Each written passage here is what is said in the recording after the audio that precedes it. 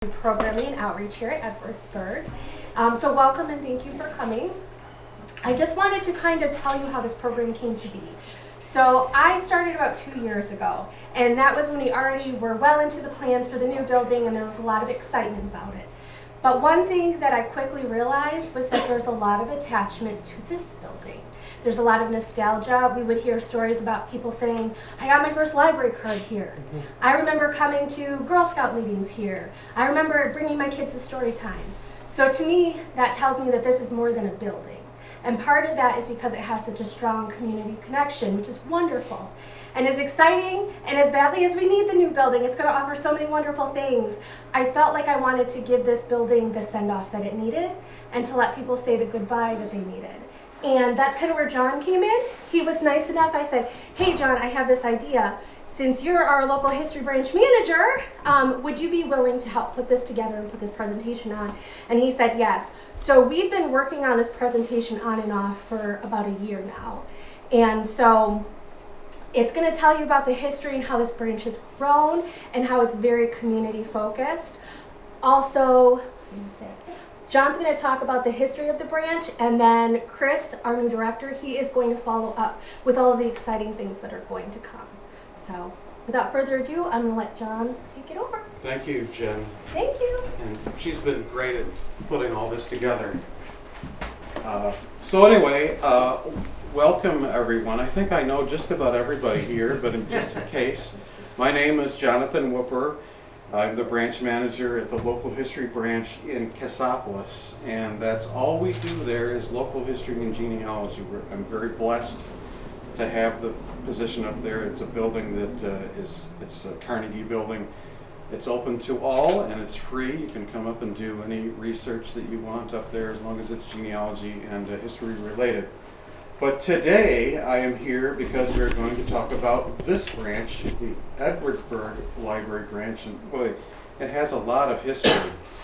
One of the things I'll say right off when I was researching this branch is that how much community support it's been right there from the get-go, all the way back from the beginning, and I almost want to liken it to a Norman Rockwell painting. I mean, if you all remember the Norman Rockwell paintings, it has that, when I did the research, I kind of got that feeling that it was just always supported by the community. So anyway, here we are, Reflections of Church Street. I'm going to take it back, not to the beginning of the earth, but near the beginning of Edwardsburg. This is in the year 1860, and I'm looking for my little pointer, and I want you to look at that. This is the triangle that we are located on now, and it's in Sherwood's addition to the village of Edwardsburg. The original part of Edwardsburg is this yellow part, and they added onto it, but there was no library then.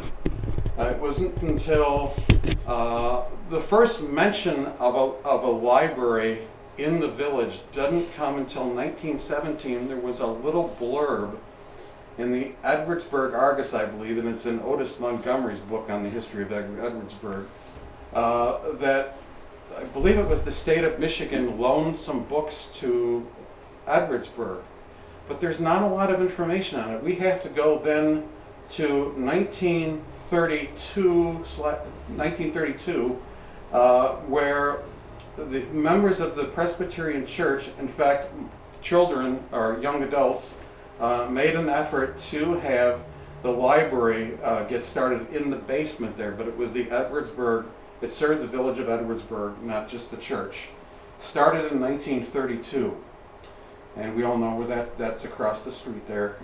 And then, like the humble beginnings of the land, the library also had a humble origin. The senior class of the Presbyterian Church started the project under the direction of Mrs. R.V. Woods, wife of the pastor, in 1932. Books then, as with our recent grant, and this was written some times ago in the 1960s, were secured from Michigan State Library. And I'm not sure if they mean Michigan State University or the State of Michigan Library. But anyway, moving on another year, it wasn't until April 1933 that the Edwardsburg Library moved.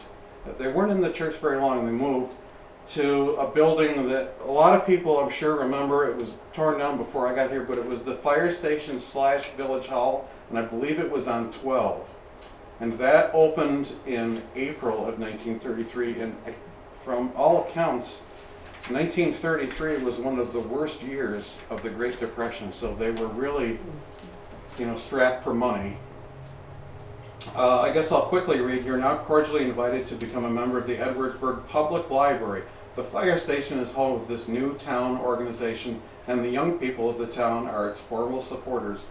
If you like to read, now is your opportunity to choose from quite an assortment of literature. The library boasts of 125 volumes of fiction, 13 catalog volumes of nonfiction, and about 25 children's books. So then, let's see, this talks about the land a little bit. Reverend Benjamin Jones and Redfield and Alan Dunning obtained $155 from area residents and purchased the pasture, which we're standing on, this triangle that I showed you, remember, in 1860, for $150 from Belinda Weed. Years later, the land was deeded to the village of Edwardsburg for use as a park in 1913. In 1946, so after the war, the village council gave a 99-year lease of that site to the library so that it would have a permanent quarters. So we have, if this is 2025, we have about 20 years left on the lease. It was a big step in 1943 when the library combined with the newly formed Cass County Library System. Advantages included payment of the librarian's salary, lending and circulation of new books through the county stock. In 1945, saw the abandoned Scout building moved to the park and remodeled for permanent quarters. Actually, it was actually 1946, but close. Anyway, so I want to talk about, I guess, that the Scout building, from all accounts, it was where the schools are down a ways, and it was in, I understand it was in that area, and I have seen photos, although I didn't include them here, of them actually moving the building to this site in 1946. Now the original building is still here with us. It's where the children's area is, and the vestibule, and the circulation desk, and the office. That is still the old Scout building. And it actually, let's see, this is in May of 46, they're talking about moving it. And then I'll just go ahead and read this because it's kind of hard to, if you're in the back. This is from the Edwardsburg Argus, November 14th, 46. We are most grateful to Steve Toth for the donation of a hog for the library building fund. It was awarded to Shelby Bollinger Saturday evening at the PTA Carnival. Donations amounted to $283. Manchow's Hardware has installed the plumbing in the washroom in the kitchen, and we hope to have heat in the building Thursday.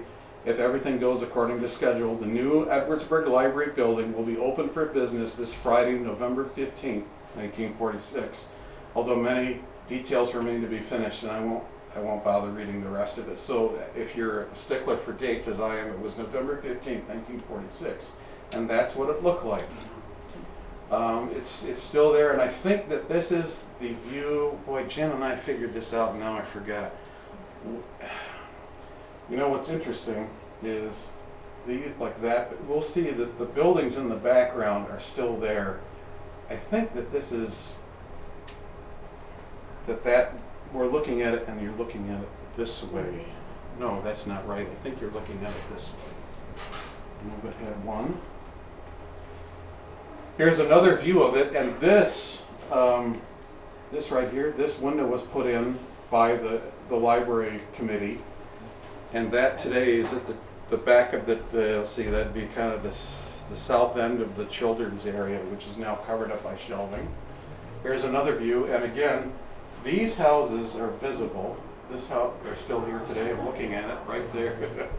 And this house, actually that house right here on the right is that kind of tan, very well kept house behind the Crimson King maple there. Anyway, here are some children.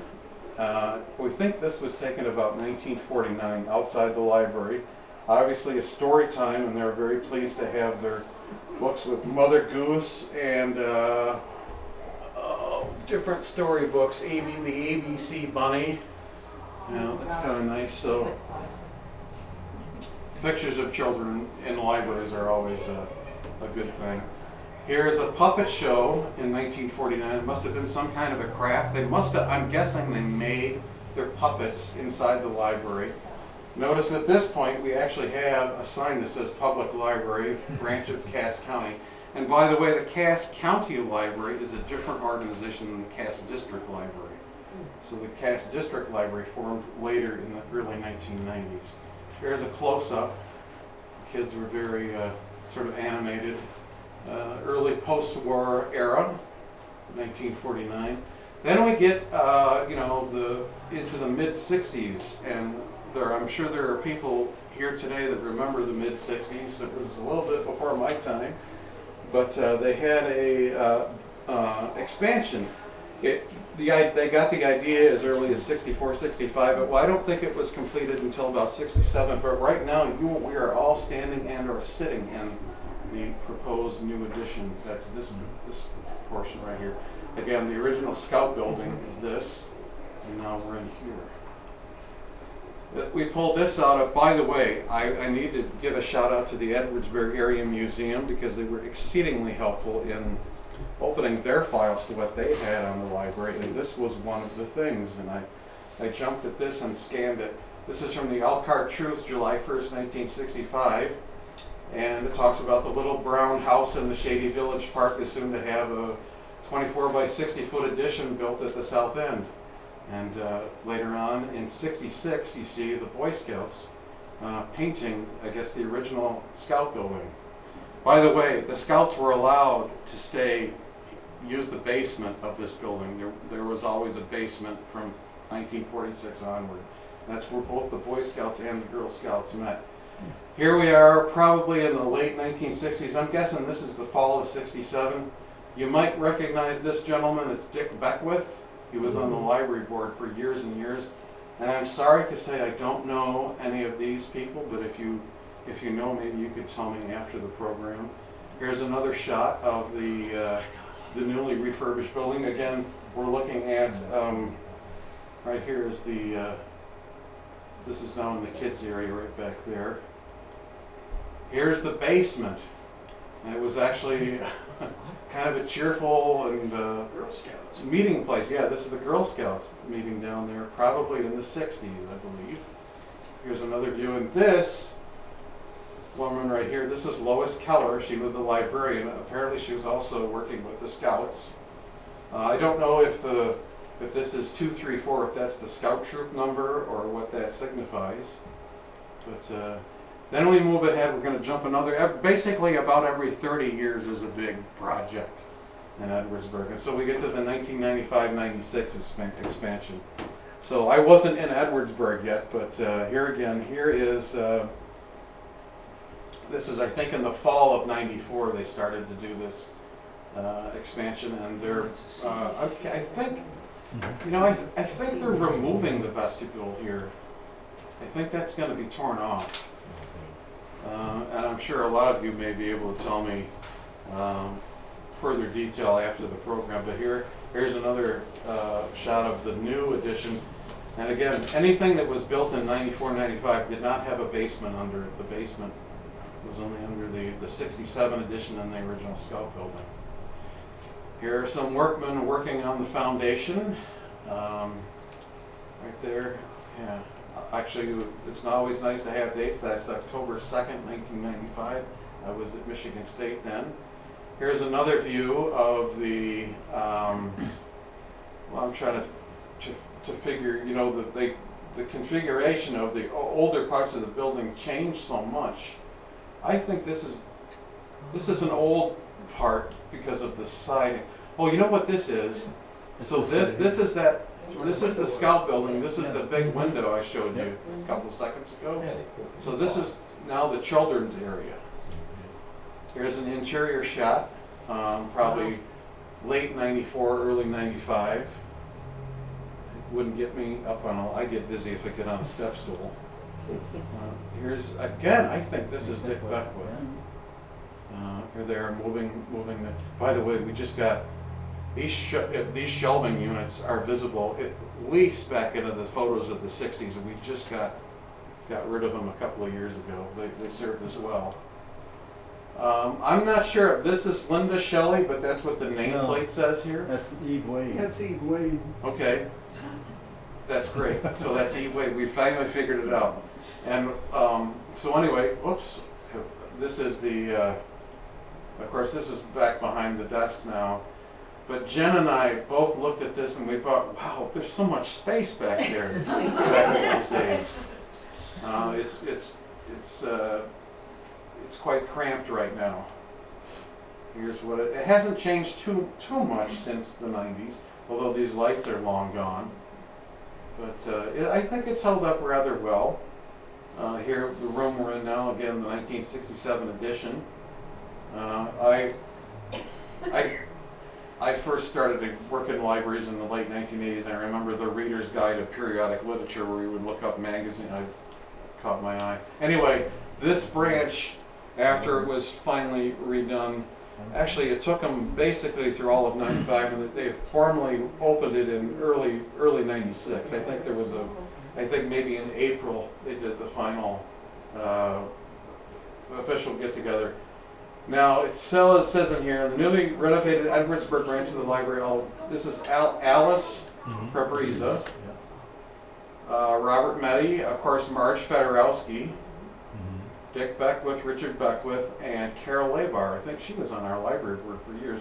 And by the way, by the 1990s, I think it was, I believe the Cass District Library came into being January 1st, 1993. So this was all done since the district library came into being. So faces of the past, important people of the Edwardsburg Branch.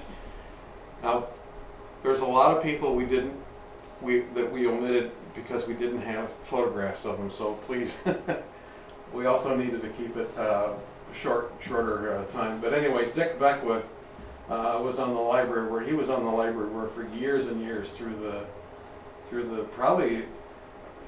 I know for, you find little blurbs of incidental things in the newspapers when you research it. He painted the steps in the basement in 1953.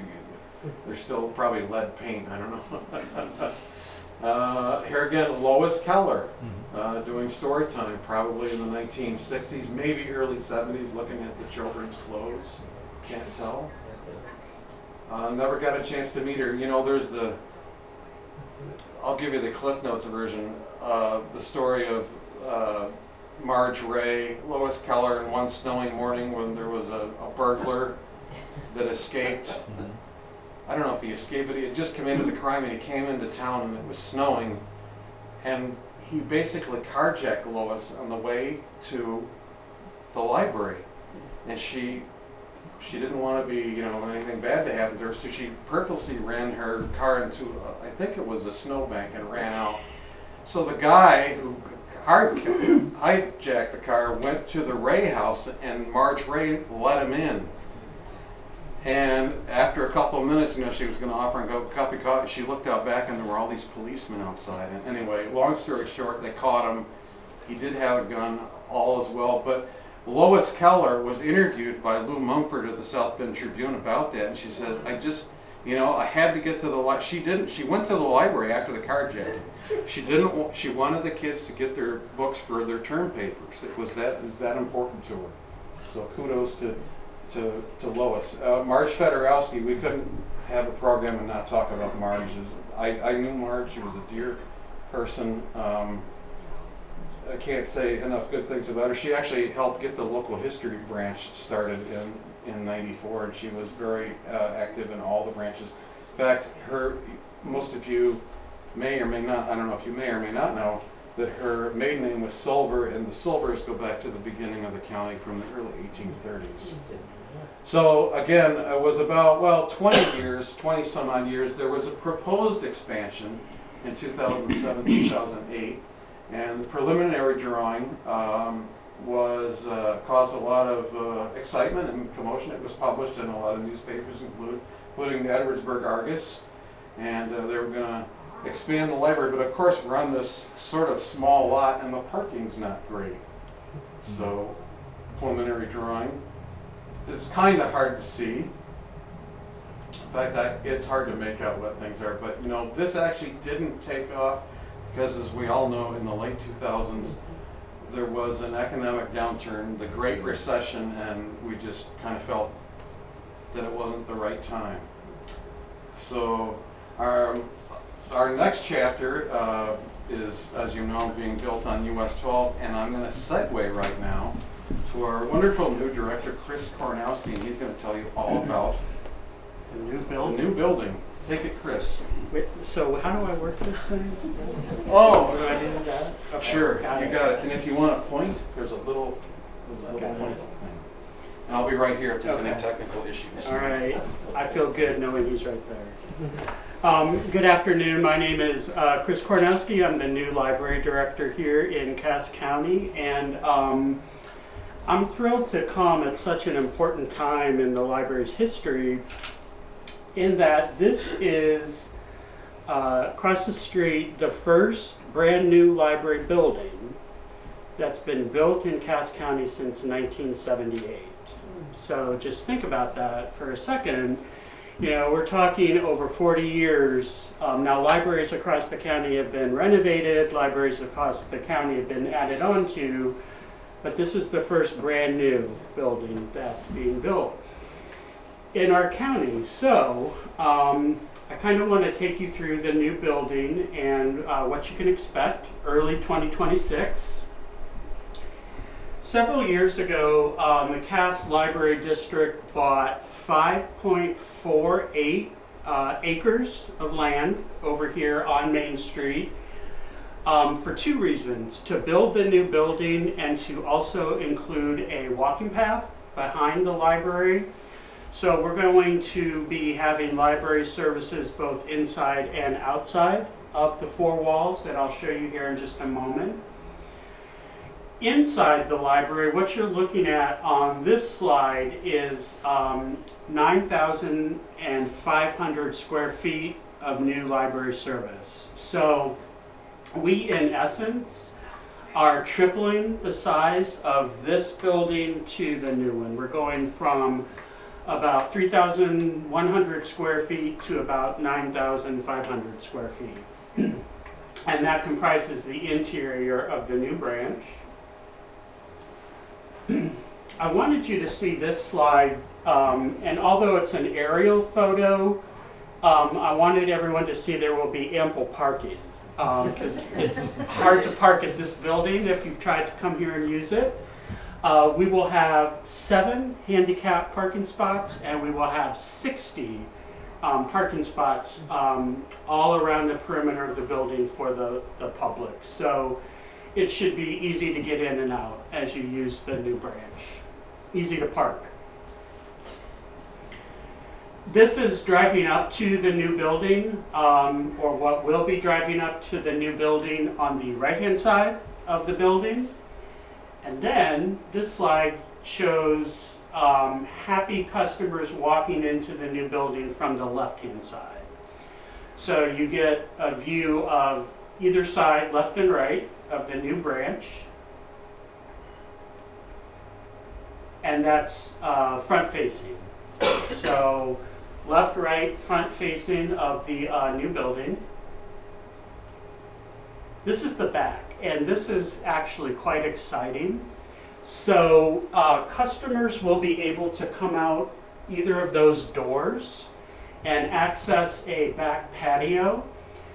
We hopefully have plans to do youth services programming out back, concerts in the summer, maybe movie series in the summer. Over here, right now, what we're working on is some sort of like pergola or pavilion where we could have sound system, additional programming space, but because we have 5 acres, we really wanted to take advantage of maximizing the outside as well as the inside and looking at innovative library service.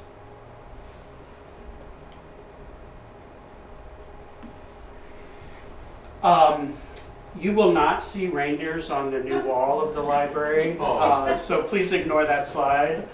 But this is coming in the front doors. So when you come in the front doors of the new library, you will see a decorative wall that will not have reindeers. But it will still surprise and delight you, no doubt. I wanted to show this side because also the front doors, but to the right there, we are going to have a small cafe. So customers can come in, there'll be an espresso machine, people can get caffeinated, all within one-stop shopping. There's another picture of the small cafe right near the front door. This is especially interesting. We were talking earlier about a makerspace room, and this is a picture of our makerspace room. For those of you that don't know what a makerspace is, we will have things like a 3D printer that the public can use. We will have hopefully sewing machines that the public can use. We might run a library of things out of the makerspace room. So a library of things is if somebody wanted to come in and, let's say, check out a handsaw because they were doing a project at home but couldn't necessarily afford to go to Lowe's and buy a handsaw, you can check one out just like you check out a book for free. So that's sort of the innovative services we're going to take a look at in that area. This, I think, is really going to be something for the community. 60-seat strong community room. So nonprofits that want to come in, tutors that want to come in. Of course, we'll do all of our youth services programming, but we felt it was very important. We devoted 1,100 square feet of the new building just for space, just for the community to come in and to use the space as they see fit. Because we want to keep in mind that part of the mission of public libraries is to build civic engagement. And so how do you do that? You do that with space. Our meeting room also has a small kitchenette. So groups that come in and use the meeting room will have access to sink, refrigerator, dishwasher. Is that where the dishwasher is? I think that's where the dishwasher is. And microwave. This is looking across into the children's area and what will be our new major checkout area. What's nice about the new checkout desk is that there will be spots for members of the public to actually sit down with a staff member and they can converse across the desk. If we're dealing with perhaps a more progressive reference question, or simply to check out books as normal. I wanted to show you this because we will run, we'll have 6 public internet terminals in the main room, and we will have 3 public internet terminals in our teen room, which I'll show you here in just a moment. We will also have single conference rooms, so people can come in. Probably the most we'll get into a conference room is 3 people comfortably, but people can use it as study rooms, small meeting rooms. Again, we were focused on space being a very important part of this new build, personal space rather. And this is the teen room.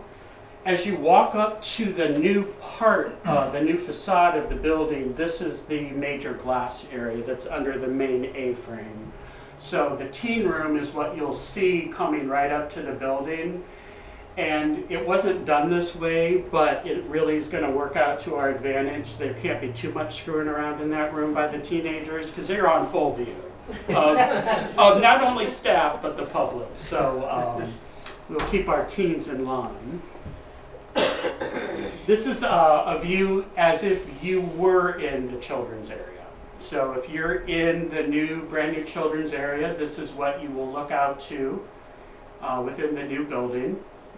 You see, we've got the children's-sized furniture all ready to go. And the fireplace, these are the two doors I was telling you about that will lead out to the back patio, that will have programmatic efforts outside. And we'll just have that reading for pleasure area. The fireplace is not a real fireplace, but we will all pretend it is. This is looking at the full scale of the new branch. So if you're standing right in front of the the fireplace, looking to the front doors, that's what this slide is right here. Another view of the main room, looking to the front doors, to the checkout desk. And then finally, we want to make everybody aware that we've got information on our website about the brand new build. If you're on the library's website at cassdistrictlibrary.org, you can do /Edwardsburg-build, and it will tell you all about our naming opportunities. We are still engaging stakeholders for donations, for volunteerism, for a village committee that we want to have in place when we open, for good feedback, so we make sure our first year of being open, the voice of the community is definitely built into our operations. So if you're interested in the new build, please do take some time. We've put together many web pages that are just chock full of information, and we'd be happy for all of you that have come here today to help us spread the word, generate some excitement about the new building. I couldn't be more happy to walk into such a wonderful project, especially in this age of defunding public libraries. We're so lucky here in Cass County we are building libraries, which not all my colleagues around the country can say the same. So thank you so much for your attention this afternoon. We're thrilled you came. We'll be even more thrilled to see you in the new library. And it's just a pleasure. So I hope you're as excited as all of us are. Thanks for coming.